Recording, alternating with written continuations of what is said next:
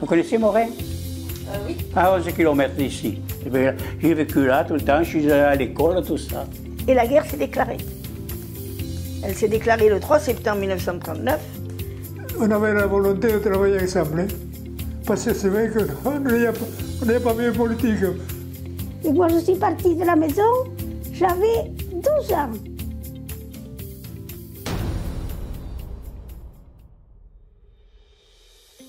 Mon nom, c'est Brutus René.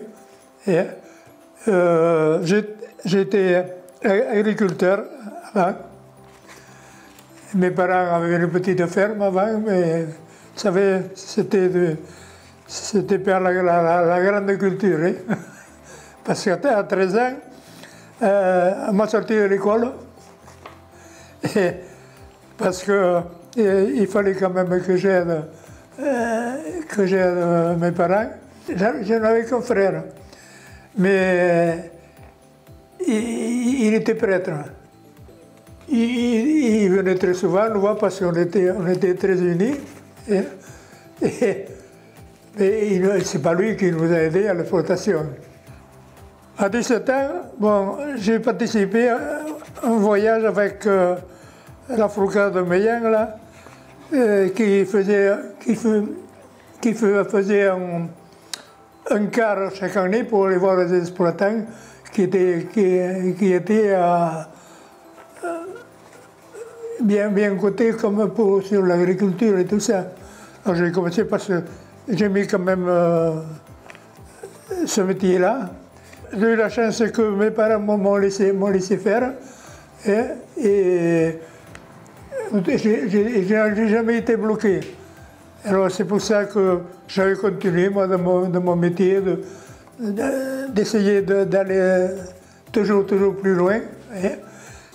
Au régiment, bon, je suis parti à 20 ans, au régiment faire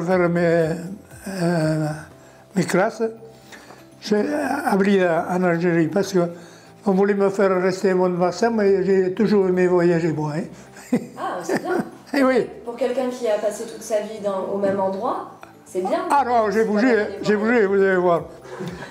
Puis à Colombéchal, j'ai continué avec d'autres copains où on faisait tous les matins de l'entraînement. Et on était 4 surtout. Et là, on avait été sélectionnés pour aller courir le cross à Alger. On était 250. Et au retour, on a été félicité par le colonel. Mais faute Saint-Jean, parce que là, on était revenu fauché, là.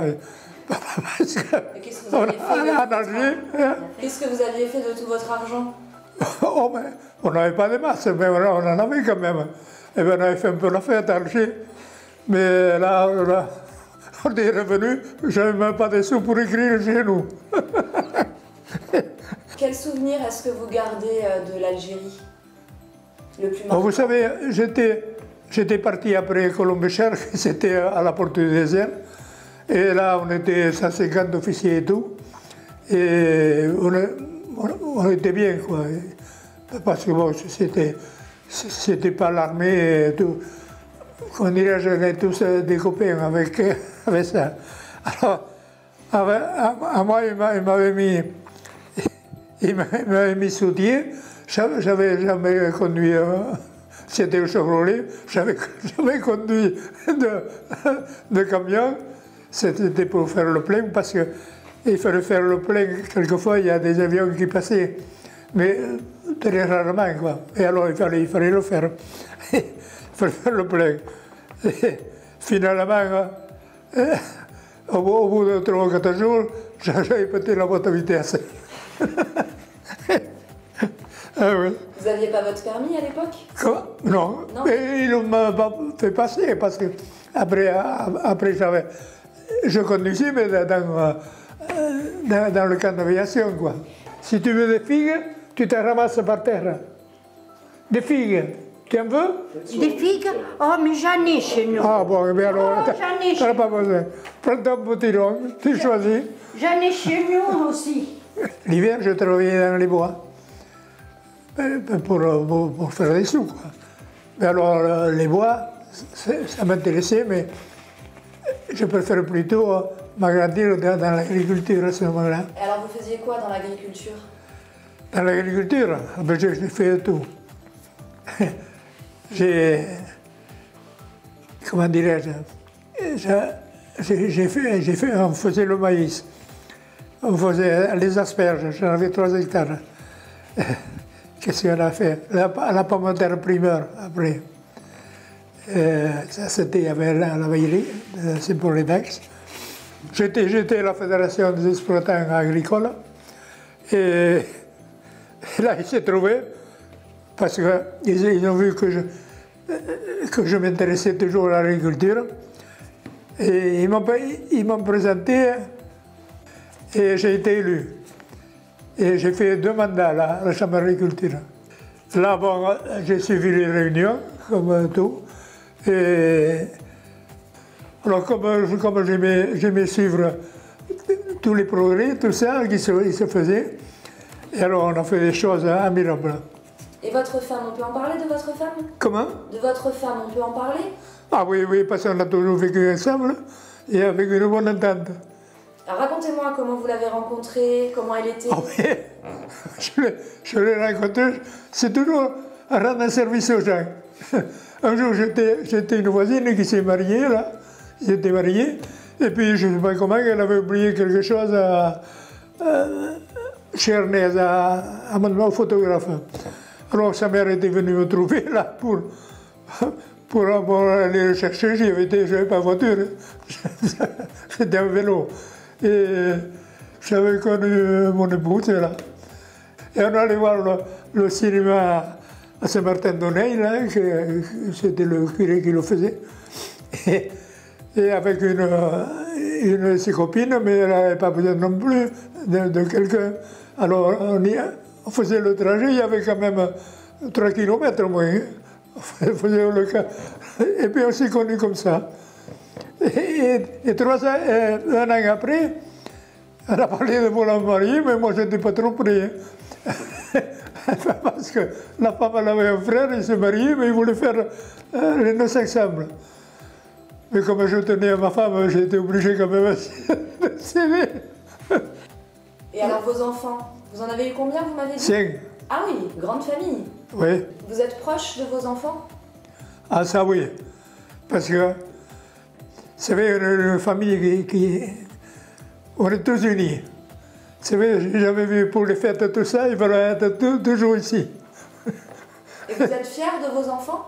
Hein? Vous êtes fiers de vos enfants? Écoutez, je suis quand même content de ce qu'ils sont arrivés à faire, hein, parce qu'ils sont tous bien placés. Et même les petits-fils, maintenant, j'en ai un qui se fait docteur, un autre qui est dentiste à Arcachon, un autre qui est au crédit agricole. Alors, vous voyez que ça continue.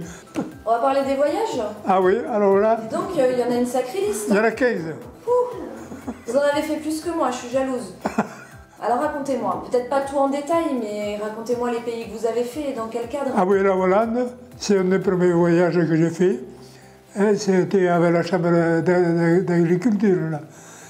C'est mon pays. Hein. Et l'élevage aussi. On a été voir l'usine de fromage aussi. Et oui. Vous avez fait la fête de la bière à Munich? Oui. Oui, on y était avec le maire de Saint-Perdon, là aussi. Là, parce qu'il y avait les 2 syndicats, mais on avait la volonté de travailler ensemble. Hein. Parce que c'est vrai qu'on n'est pas mieux politique. Au moment des élections, c'est sûr, il fallait rester dans son domaine, quoi. Après, vous avez fait quoi d'autre? La Vegas. Ah, mais je n'ai pas laissé les sous, oui, moi. La Vegas, Hollywood, tout ça, là. Après, j'ai fait le Brésil, hein, avec la Chambre d'agriculture, avec les chutes d'Iguassou, là, tout ça. Ça, c'est magnifique. Hein. Et je suis revenu aux États-Unis avec Jean-Claude. C'était pour la finale de 98. On était là-bas. Oui. Et oui. Alors, tout le monde était en jaune, mais j'avais été déçu. Et oui, là, on avait traversé une rue, aux États-Unis, là, et il y avait un groupe de Français, je ne sais pas où j'étais, on s'est traversé, les filles m'ont sauté dessus, on m'a fait tout plein de rouge. Ah oui, oui. Et après, j'ai fait l'Égypte avec Dario. Ça, c'était pour les 60 ans de mariage. Waouh, super. J'aimerais savoir, du coup, depuis que vous êtes à la retraite, ça fait combien de temps que vous êtes à la retraite? Bon, j'ai pris la retraite à 60 ans. Et ma femme a continué parce qu'elle n'avait pas grand-chose autrement. Et elle a continué l'exploitation, mais c'est moi qui la faisais quand même encore. Et alors aujourd'hui, maintenant, à quoi il ressemble votre quotidien? Ce matin, j'ai pris mon café au lait, j'ai mangé une pomme. D'habitude, je mangeais une orange aussi, mais je n'en avais plus. Et 2 carrés de chocolat. Je prenais le gourmand. Oh non, mais avant, j'en prenais une bille, mais on m'a dit, il faut arrêter un peu le chocolat. J'en ai pris que 2 morceaux, j'en prends que 2 morceaux. Et après, bon, je fais mon lit, et je fais 10 minutes de vélo d'appartement. Ah oui? Ah oui, même ce matin, je les ai fait encore. C'est pour vous entretenir? Ah, et j'en ai besoin, oui. Oui. Après, je vais soigner les poules, et je vais faire un tour à la serre au jardin, après. Et à 11 h, j'arrête, à peu près, quelquefois avant, et l'après-midi, je fais la sieste. Et à 5 h, je redémarre avec les jeux. Et... Ah non, mon emploi du temps, il est sacré. Vous vous ennuyez pas? Oh non, pas du tout. Et alors, quel regard est-ce que vous portez sur votre vie? Moi? Parce qu'elle a été riche. Non, mais je suis très content d'avoir vécu ce que j'ai vécu. Et je ne me suis pas ennuyé. Ça, c'est sûr. Hein? Parce que j'étais tout le temps, j'aimais ça. J'aimais ça. C'est une distraction comme les autres. Mais j'aimais m'occuper des autres, surtout quand il y avait quelque chose, vous savez, de nouveau et tout ça là.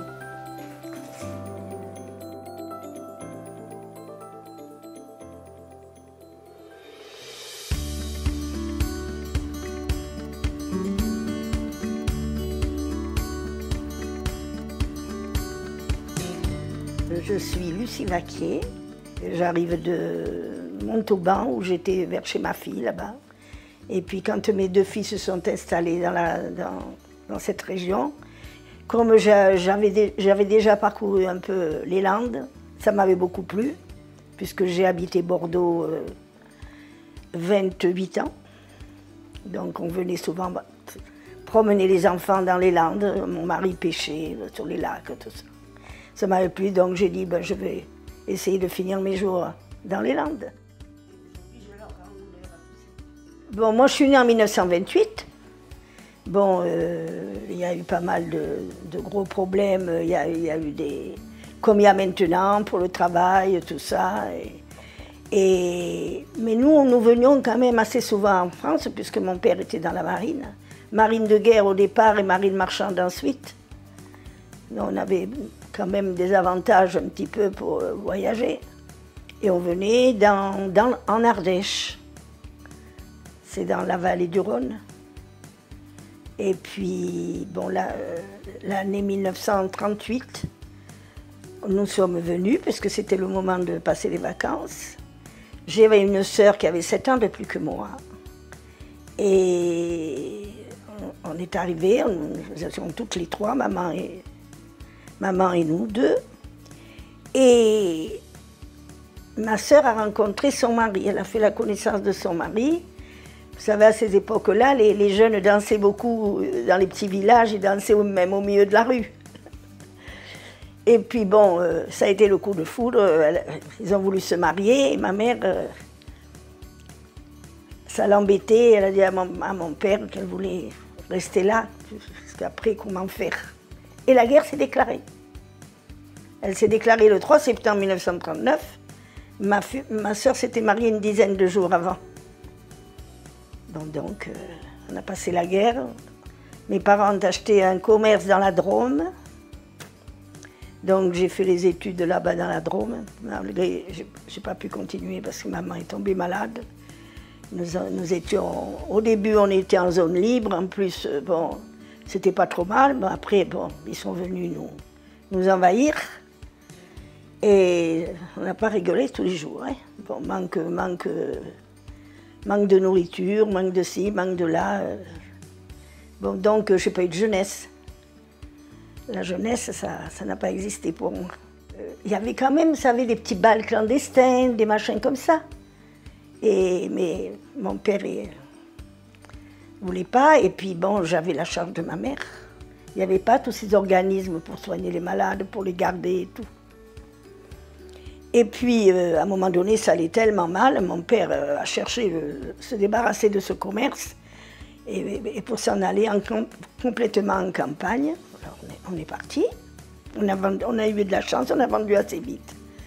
On est parti. Et moi, je voulais faire un métier. Et mon père connaissait beaucoup de monde sur Marseille, tout ça. On avait quand même des filières. Et alors, qu'est-ce que tu veux faire? Je voulais faire dans le soin, ça commençait déjà, les soins de la femme, la beauté. Les visages, enfin, tout ça. Pas coiffeuse, hein. Donc il m'a emmenée, il m'a mis en pension chez des amis. Je suis restée là-bas. Bon. Je suis revenue une fois que j'ai eu le diplôme, mais seulement j'ai connu quelqu'un, mon premier mari. Donc je me suis mariée très jeune. Je me suis mariée en 1946. J'ai été maman en 1947. Il n'y avait pas de pilule, hein. Et puis voilà, bon, malheureusement j'ai fait un mauvais mariage et quelques années après j'ai dû me séparer de mon mari. Après j'ai rencontré un monsieur très très bien qui était artisan et on s'est remariés.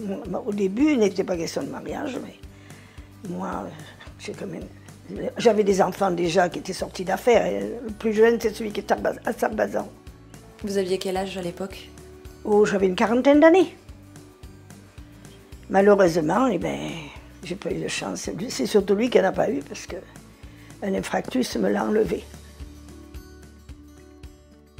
Moi, je vais vers les autres. Et d'ailleurs, ça a étonné plein de monde ici à Saint-Pierre parce que moi, je vais vers les autres.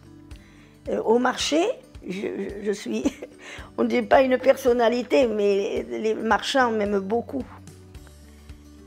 Et puis je suis pour écouter. Voilà, j'écoute les autres, j'essaie de les aider. Maintenant, je leur ai dit, je ne pourrai plus parce que bon, les papiers, je ne peux plus. Mais je suis à l'écoute des gens. C'est tout. Vous pensez que ça se perd, ça, de nos jours? Oui. L'aide aux autres, oui. Ça fait plusieurs fois que j'entends des messieurs très haut placés qui en parlent, même des journalistes, même... Non, ça c'est dans la personne quand elle est née, elle a ça et c'est tout. Après, mon fils, celui de Sarbazan, a voulu faire une école pour la cuisine, vous voyez, pour cuisine et service de table. Mais on ne trouvait pas là-bas, alors on m'a dirigée vers Pau. Alors là, bon, je suis partie, je me suis cherché un appartement, je me suis cherché du travail. J'ai eu la chance, j'ai trouvé de suite le travail. Alors, un dimanche, mon fils était là, il regardait sud-ouest, et il me dit « Tiens, je crois que peut-être que ça t'intéresse, il y a une place, c'est comme ça que je l'ai trouvé. Bon. » Et puis il me dit, tu as l'Assemblée générale des médaillés militaires de la section de Pau. Oh, je dis oui. Oh ben écoute, je m'habille, j'y vais. Je suis partie, j'ai été reçue très très bien. Très très bien, je leur ai dit que j'arrivais de Gironde et que, voilà, que il n'y avait pas longtemps que j'étais dans le groupe, mais en fait comme il a fallu que je déménage pour venir ici. Alors il me dit, mais nous ici, figurez-vous qu'on n'a pas fait encore de comité de dames d'entraide. C'est dommage parce que quand même, Pau, c'est une place pour l'armée. Alors le président me dit, c'est très bien. Ben, je lui dis, voilà ma carte, je vais vous la montrer d'ailleurs, elle est là. Et puis, vous verrez, mais moi, pour le moment, un comité, ça me dit rien, il me dit, ça m'embête. On n'a pas eu l'habitude d'avoir des femmes au bureau et tout ça. J'ai dit, mais moi, je ne vous oblige pas. Hein. Mais seulement, je trouve qu'ici, avec, vous avez plein d'orphelins, vous avez plein de femmes seules, de veuves et tout, et vous êtes comme ça. Je ne trouve pas ça bien, je lui dis. Bon, il m'a écouté quand même. Et puis un soir, en venant de mon travail, ça a appelé au téléphone. Bon, j'ai répondu, c'était lui. C'était le président. Alors il me dit, je voudrais avoir un rendez-vous, je peux venir chez vous? J'ai dit, oui, vous pouvez venir à condition que vous veniez après mon travail, parce que moi, Alors il me dit, je me suis décidé, ils m'ont secoué un peu les gars là-bas au bureau, ils m'ont dit, mais pourquoi vous ne le ferez pas? Alors il m'a dit, je vais réunir les veuves et on va faire une petite réunion, comme ça, toute simple. Alors moi j'y vais, bien sûr. Ces dames que je ne connaissais pas du tout, et elles ne me connaissaient pas. Alors qu'est-ce qu'on fait, tout ça? Alors je leur explique comment ça marchait, je leur explique bien. Après j'ai dit, il y a les visites à l'hôpital de Pau, parce que les gars là, qui sont à l'école des troupes aéroportées, ils peuvent se... Moi j'ai eu le mien, il a bien eu une cheville abîmée en sautant. Bon, c'est des gars dont les familles, elles sont peut-être dans l'Est, dans le Nord, ou je ne sais pas où. J'allais les visiter, on allait les visiter, alors je prenais une dame avec moi, ou deux, pour leur montrer comment ça se pratiquait. On leur portait des revues, on leur demandait s'ils avaient besoin de quelque chose et tout ça. On faisait notre travail. Après, on allait dans les maisons de retraite, Voilà, c'est comme ça que ça a marché. Alors la réunion, bon, il faut former un bureau, c'est-à-dire le président, le secrétaire, tout ce que ça concerne. En fait. Bon, moi, je ne connaissais personne. Hein. Je dis, je ne sais pas où tu vas mettre les pieds, mais enfin. Elles étaient très charmantes, ces dames. Alors il s'en va dans le couloir, il m'a dit, commencez à préparer vos papiers, là, vous le mettez. On avait pris le béret d'un médaillé, on l'avait mis sur la table et puis on mettait les papiers dedans. Il est venu et c'est lui qui a tiré à mesure. Et bien, vous savez que j'ai été vraiment... Je me suis mise à trembler, mais pourtant je suis costaud. Hein. Elles m'ont toutes mis présidente. Ça ressemble à quoi, du coup, votre quotidien maintenant, depuis que vous êtes dans les Landes? Eh bien, j'ai pensé que ça aurait été mieux, mais c'est pas terrible. Comme je vous ai dit, comme je suis, moi, que je vais vers les autres. J'ai essayé de m'intégrer parce que je me suis intégrée partout où je suis passée. J'étais en Gironde, j'étais un peu partout dans les Landes. Et ici, ici, c'est pas la peine, dans des bâtisses comme ça, il n'y a rien. Les gens ne vous connaissent pas. Hein. Ça part travailler, ça revient. C'est comme une caserne, vous voyez. Quand ils ont besoin, ils connaissent qu'une porte, c'est la mienne. Et moi, je suis toujours là pour donner quelque chose. Ou pour écouter. Mais ça me fait souffrir. Hein. Pourquoi? Parce que je trouve que le monde, la société est devenue infernale. Vous avez fait plein de choses, comme vous nous l'avez raconté. Quel regard est-ce que vous portez quand même sur votre vie?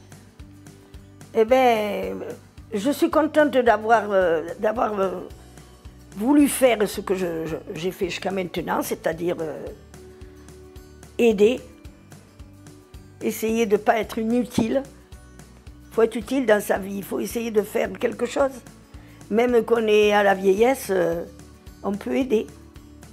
Je suis volontaire, et j'aime les autres, voilà, c'est ça. Malgré qu'on me fait des petites cochonneries de temps en temps, mais je dis, l'être humain, il est fait comme ça. Oui, en fait, j'ai l'impression que vous êtes une éternelle optimiste. Oui. J'essaie de faire au mieux, surtout en rapport des autres. Si je ne suis pas bien, ce n'est pas la faute des autres. C'est ma santé qui ne va pas, puis c'est tout. Voilà, et puis je me dis, il y a pire que toi.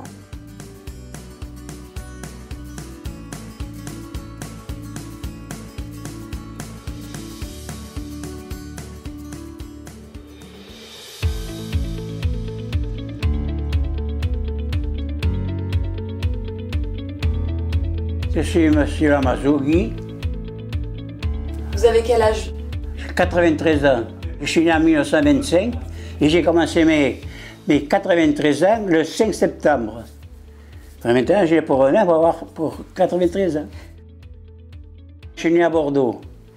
Après, oui, j'ai ma grand-mère qui était à Morin. Vous connaissez Morin? Oui. À 11 km d'ici. J'ai vécu là tout le temps, je suis allé à l'école, tout ça.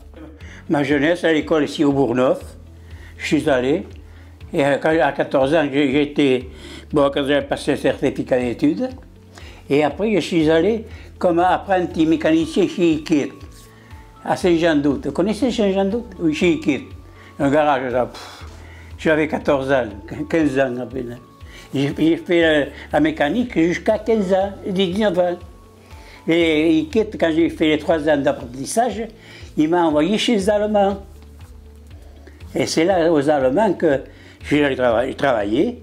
Et un beau jour, le capitaine, qui parlait très bien le français, il m'a dit, bon, vous savez que la Gestapo vient vous chercher. J'ai dit, comment, là, la Gestapo?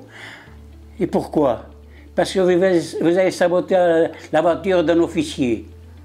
Moi, saboter une voiture d'un officier? Pas moi, hein. Moi, je suis ici chez vous, le commandant était très gentil, le commandant allemand, très gentil, j'ai pas sauté. Eh bien, écoutez, on va vous sortir de là, parce que là, la Gestapo va venir vous chercher et vous risquez d'être fusillé. Ouh là, j'ai commencé à avoir peur, hein. Là, j'ai pu. Il me dit, on va faire une chose. Bon, vous laissez les vélos et toutes les affaires là en place, pour faire voir que vous y êtes. On va vous sortir d'ici. Alors, il avait une grosse voiture allemande, ces voitures, mais ça, je n'avais pas vu, les voitures. Alors, ils m'ont dit, je vais vous mettre dans la malle et je vais vous sortir de la base. Alors, qu'est-ce qu'ils ont fait? Ils m'ont mis dans la malle et surtout, ne branchez pas, ne parlez pas ni rien. Ils m'ont dit, parce qu'il parlait très bien le français, le capitaine. Bon. Ils m'ont sorti de là, ils m'ont demandé, après en pleine ville, ici en Mars, ils m'ont demandé où c'est que j'habitais. J'étais à côté de l'hôpital militaire. Alors, l'Allemand qui sort, il me sort de la malle, il me dit, surtout, ne restez pas là. Il y avait mon père et ma mère, il était fou de voir 2 Allemands, 2 officiers allemands avec moi. Il était fou, mais qu'est-ce qui t'arrive? Et rien, on m'a dit que j'ai chez la voiture, c'est pas vrai. Alors bon, j'arrive chez moi. Mon père m'a prêté un vélo, son vélo. Alors je prends le vélo et je m'en vais chez ma grand-mère à Morin. Moi, j'arrive chez ma grand-mère en vitesse. Je dis à ma grand-mère, je mange un peu et je m'en vais à la Tuilerie. Il y avait une Tuilerie à ce moment-là où il travaillait. Je dis à mon cousin, je me suis échappé des Allemands, il faut que tu me caches. Ah mais il m'a dit, je connais quelqu'un qui est dans la résistance, je vais y en parler. Tu vas te cacher dans la palombière. Il y avait une palombière, ils avaient une palombière un peu plus haut. Je vais me cacher. Et il vient un type, je ne l'ai pas connu. Il m'a dit, bon, je vais te sortir de là, petit. Puis il avait la mitraillette, celui-là, il était armé. Je vais sortir de là, allez, tu vas venir avec moi. On a couru au milieu des bois jusqu'à Saint-Jean. On arrive à Saint-Jean, il y avait, je ne me rappelle pas trop si c'était une camionnette ou une voiture. Je m'embarque là-dedans. Et on s'en va jusqu'à Saint-Mont. Il fallait traverser R sur la Dourée. Si on arrive en arrière, on a tourné à gauche et puis on est parti sur Saint-Mont. Et là, j'arrive à Saint-Mont.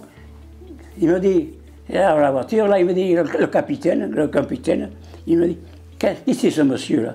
Eh bien, il vient de s'échapper chez les Allemands, soit disant qu'il a botté une voiture, c'est pas vrai. Bon, alors, bon, descendez-le. Bon, moi je descends. Il y avait plein de résistants là, autour, là, avec les fusils. Ouh, j'ai dit, je suis mal parti là-dedans. Bon, allez, petit, Bon, tu vas te mettre avec les autres, on va te faire manger, tout ça, et dormir. Bon, on a dormi, tout ça, là. Et un jour, il m'a dit, le capitaine, il m'a dit, monsieur, il m'a appelé monsieur ou jeune homme, jeune homme, il m'a dit, il faudrait me sortir cette voiture de là, vous savez conduire? Oui, mon capitaine. Et il m'a dit, bon, tu vas être mon chauffeur. Et ça s'est passé comme ça, j'étais en résistance. Et quand on voyait arriver les amants loin, on traversait la Dour, parce que derrière Saint-Mont, c'est haut, hein, Saint-Mont. On descendait, on traversait la Dour, il y avait un grand bois, on se mettait là. Et vous êtes resté combien de temps dans la résistance? Oh, depuis le mois de... Je suis rentré au début juin, 44, jusqu'en 46. Et un jour, il m'a dit, le chef, bon, il y avait deux Alsaciens, ils parlaient très bien allemand. Il fallait venir à Mont-de-Marsan, faire sauter un poste. Vous savez, un poste électrique, pour mettre tout en panne. Bon, alors bon, il m'a dit, bon, tu prends la camionnette, il y avait avec moi, il y avait un sergent, Vignon, il était à Villeneuve, lui. Il était sergent, il m'a dit, bon, on va prendre les spillaires et les bombes pour le transformateur. Bon, on est parti là-bas. On arrive à l'Argentier, à Grenade. Il y avait deux gendarmes. Il m'arrête. Il m'a dit, t'es bien jeune petit pour conduire. Je suis jeune, oui. D'accord. T'as un permis? Non. Eh bien, toi, il commençait à descendre. Il me tape. Il me dit, bon, il me tape, il me dit, vous avez un permis? Non, oui, je n'ai un permis, je vais vous le montrer. J'avais la mitraillette là. Je lui monte la mitraillette. Oh putain, ils sont venus blancs tous les deux. Et Avignon l'a dit, allez, on les descend. Mais non, je dis, on ne va pas les tuer quand même, je dis. Avignon, je les descendu, mais non, on ne va pas les tuer. Bon, et Avignon l'a dit, bon, on ne vous descend pas, mais au retour, que je ne vous retrouve pas là, à ce moment-là, vous allez y passer. Mais au retour, on ne les a pas trouvés, on est passé devant la gendarmerie, on n'a vu personne. Un jour, il reçoit un télégramme, je ne sais pas quoi, comme quoi il fallait sortir des bois et venir sur Mont-de-Marsan. On est arrivé à Saint-Médard ici, tous, il y en avait de Villeneuve, parce qu'on allait délivrer Mont-de-Marsan. Les éléments étaient partis. À la base, ici, il en avait resté quelques-uns, ils ont été plus prisonniers. Bon, et alors on revient à la caserne pour manger tout ça, et on attendait pour partir sur Dax, pour le lendemain. Manque de peau, il y a un type qui arrive avec une voiture, une camionnette, il nous dit attention, il y a une colonne allemande qui arrive sur Mont-de-Marsan. Mais là, la camionnette faisait plus vite que les autres, parce qu'ils ne roulaient pas vite, les Allemands. Ils sont à Tartas, ils sont arrêtés à Tartas. Aussitôt, le capitaine me dit allez hop, la Mazou, allez, hop, tu prends le camion et un fusil mitrailleur, et tu t'en vas à Pont-de-Basse avec les autres. Le tatouage arrive, bon, ça y est, vous êtes en place tous, là. On avait les pourvoyeurs, on portait les bandes de mitrailleuses, tout ça, Bon, et voilà. Et arrivent les Allemands, l'autre con qui font coup de fusil, les Allemands, ils se sont arrêtés, ils ont descendu, puis ils nous mitraillaient dessus. Et nous, on s'est défendus comme ça. On s'est défendus tant qu'on en a pu. Et alors, à un moment donné, le tatouage arrive, repliez-vous, parce que les Allemands, ils vont essayer de nous encercler. Faites, reculez jusqu'au pont. On a reculé jusqu'au pont de base, et puis là, jusqu'à minuit, on a attaqué. Et ça gueulait de partout, parce qu'ils criaient les Allemands pour nous faire peur. Et à minuit, calmé. Alors il arrive, le tatouage italien, et ils sont repartis sur Dax. Ah, putain, on était contents, contents que ce soit fini, parce qu'on les entendait siffler les balles par-dessus. Ils cognaient contre les rails. C'est ce que j'allais vous demander, vous aviez pas peur à l'époque? Non, on n'avait pas peur. Non, ça je peux dire franchement, on n'avait pas peur, on tirait. On n'avait pas peur entre nous.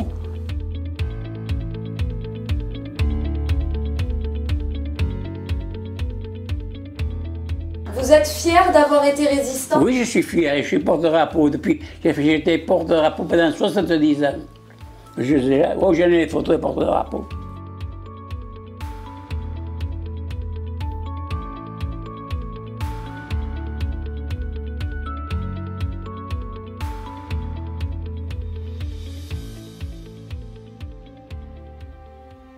Je m'appelle Odette Vignolo, J'ai 96 ans et demi. J'habite à la cabane à Pouilly-de-Sceaux et j'ai eu 12 enfants. D'accord. Est-ce qu'on peut parler justement de votre famille? Ils sont un peu éparpillés un peu partout. Mais enfin, ils viennent me voir assez souvent quand même. Il y a les téléphones, il y a les appareils machins là. Alors on correspond toutes les semaines quoi. Alors dites-moi, 12 enfants, ça fait combien de petits-enfants ça? 25. 25 petits-enfants? Et arrière, 27 petits-enfants. Et arrière, la petite fille qui se trouve dans les bras de sa maman là. Je suis née dans la Pampa, au milieu de Pignada, entre Luxeuil et la Brite. Le Seine, je ne sais pas si vous avez vu les pancartes, et bien je suis née là-bas au milieu. Mais enfin, c'était comme ça. Alors qu'est-ce qu'ils faisaient vos parents? Et ma mère était mère au foyer, elle faisait du ménage par là, et mon père était bûcheron. Et alors, ils étaient un peu pas trop fortunés. Hein. Il fallait pas. Et j'avais un frère, plus jeune que moi, il est parti travailler, lui il dit qu'il a pu aussi. Hein. Et moi je suis partie de la maison, j'avais 12 ans. J'étais haute comme 3 pommes, là, comme ça.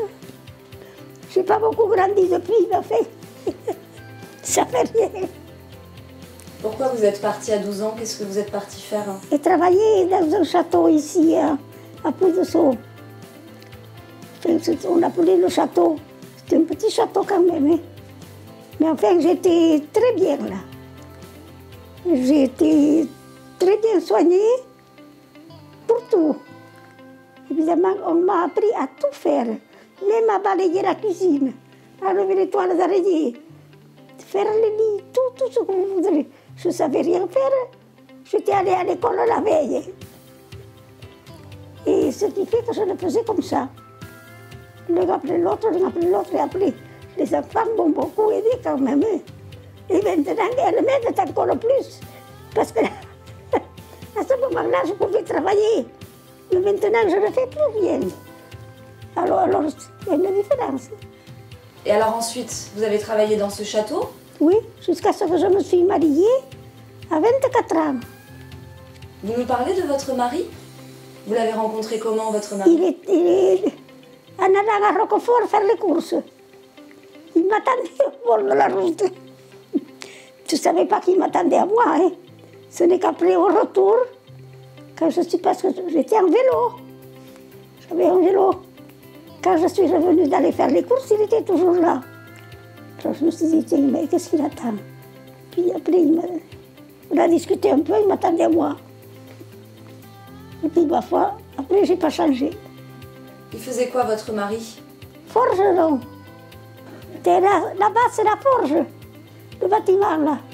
Il y a encore l'enclume, le soufflet, tout le matériel. Parce que mon mari m'avait dit, moi, j'aurai toujours du travail, mais toi, tu n'en manqueras pas.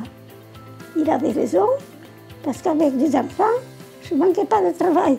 Seulement, il y avait les enfants. Au fur et à mesure, des fois, c'était tous les ans, tous les 2 ans, il y en a tous les 4 ans. Enfin, ça s'est échelonné. Et j'avais donc le bistrot. Un bistrot là à côté.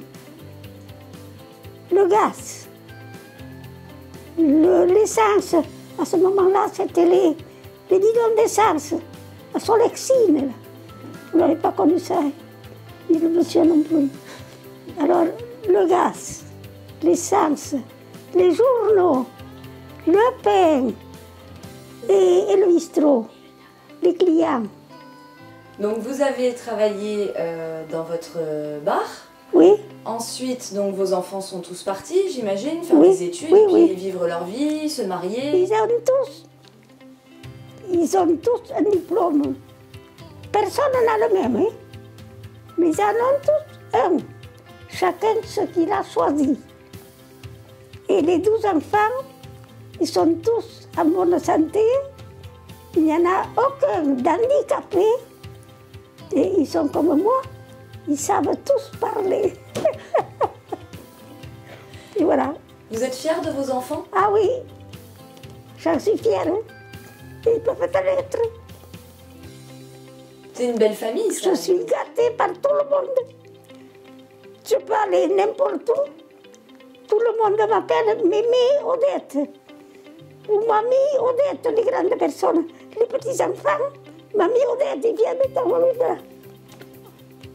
Et alors, une fois que tous vos enfants sont partis de la maison, comment est-ce que vous avez vécu? Vous avez continué le bar? Qu'est-ce que vous avez fait avec votre mari? Eh bien, j'ai continué le bar. Moi, j'avais le bar et lui la forge.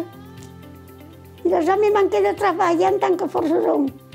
Même il en avait souvent, même de trop. Et moi, au bar, je manquais jamais de clients. Même des fois, il fallait batailler pour les faire partir. Hein. C'était comment l'ambiance dans le bar? Ah, très bien, t'as demandé à Pierrette. Racontez-moi aussi. Et puis, les clients n'étaient pas comme maintenant. Ils avaient, disons, le respect des gens et de la parole. Ils auraient dit quelque chose, vous pouviez compter sur sa parole. Vous lui répondez de la même façon. Chacun tient à sa parole. Tandis que maintenant, ils vous disent quelque chose, on ne sait pas ce que ça veut dire. Vous leur dites quelque chose, ils ne vous écoutent pas. Bon, tu ne connais rien. Allez, comment voulez-vous que j'y connaisse? Je ne connais pas les machines, là, ni les appareils, ni rien du tout. Donc je ne connais rien du tout. Mais je me défends quand même. Hein. Je me défends quand même comme je peux, mais je me défends. Qu'est-ce qui vous a décidé tout à coup à faire des voyages? C'était uniquement le fait d'être à la retraite ou c'était une envie de voir d'autres contrées? Une envie de voir autre chose. Et comme papa avait beaucoup travaillé, enfin mon mari avait beaucoup travaillé, enfin on disait il mériterait de voir autre chose ailleurs. On partait tous les deux, il restait toujours les enfants à la maison quand même. Un, deux pour garder la maison, tant qu'on n'était pas là. Mais si je vous dis tous les pays que je fais, vous n'allez pas le croire. Dites-moi, je vais vous dire si je vous crois ou pas. On a fait l'Espagne, l'Andalousie, l'Italie, la Belgique, la Hollande, quand il y avait les tulipes, c'était beau. Après, on est allé à l'île de la Réunion. Et en Guyane, j'y suis allée 3 fois. Alors là, ils m'ont fait passer des nuits dehors, au milieu d'un étang, et il y avait les crocodiles en bas. Alors vous voyez les yeux des crocodiles rouges, ils sont jolis. Hein? Mais attends, j'en ai tenu un, moi, comme ça grand, dans mes bras, enfin, sur mes mains, là. Là, j'en menais pas large. Hein? Enfin, c'était comme ça. Qu'est-ce qui vous a plu le plus dans les voyages que vous avez faits? Partout où je suis allée. C'était tout, partout, très très bien. Puis j'ai été très bien reçue partout où on est allé. À quoi ça ressemble du coup, Odette, vos journées, maintenant? Qu'est-ce que vous faites de vos journées? Pas grand-chose. D'abord, je me lève à 9 h du matin. L'été comme hiver. S'il fait trop froid, j'allume l'insert. J'ai 3 hangars pleins de bois, ça ne manque pas. Et après, je déjeune. On me porte le dîner tout fait, soit Pierrette, soit sa soeur. Tout prêt, tout chaud. Maman t'a pris qu'à manger. Et après, je fais la sieste sur ce fauteuil-là. Alors là, si je m'allonge là, j'y dors 1 heure, 1 heure et demie. Ils peuvent venir. Je ferme toutes les portes là. Sauf que je laisse celle de dehors ouverte quand même, au cas où quelqu'un rentrerait, mais celle-là, elle est fermée. Je fais la sieste là. Après la sieste, je casse la croûte. Et puis après, je tricote, je lis. Il y a une fille qui me porte des livres de la médiathèque, ces gros volumes là. Alors avant d'avoir fini de le lire, Je ne peux pas lire pendant 3 heures de temps non plus. Je ne peux pas m'esquinter les yeux quand même. Ah, je tricote aussi. Au fil à fil à Mont-de-Marsan. J'ai fait des couvertures qui sont parties en Afrique là-bas. Et alors, ils nous ont remerciés. Et ils ont remercié toutes les personnes individuellement qui avaient travaillé. J'en fais partie. J'en fais partie. Et alors là, elles sont parties en Afrique et elles sont revenues. Quel regard est-ce que vous portez du coup sur votre vie qui est bien remplie du coup, Odette? Eh bien, qu'est-ce que vous vous dites quand vous repensez à tout ce que vous avez vécu? Eh bien oui, je suis pas... J'en suis contente. J'en suis contente parce que, d'abord, j'ai vu beaucoup de choses que je n'aurais jamais vues si je n'étais pas sortie d'ici. Je n'aurais rien vu. J'ai été bien reçue partout. Partout le monde. Alors j'en suis très contente. Mais à ce moment-là, je marchais un peu vite, tandis que maintenant, je marche très doucement. Mais enfin, c'est important que je puisse marcher quand même. Alors j'ai fait un voyage en montgolfière. J'ai fait un voyage en hélicoptère. J'ai fait un voyage avec un grand bateau, une petite barque et le pirogue en Guyane. Alors je ne sais pas trop parce que ça bascule de tous les côtés là. Mais enfin, on me l'a dit, on te paye le truc, tu vas venir, on te paye le voyage. C'était les autres qui payaient. Alors, il fallait le faire et je le faisais.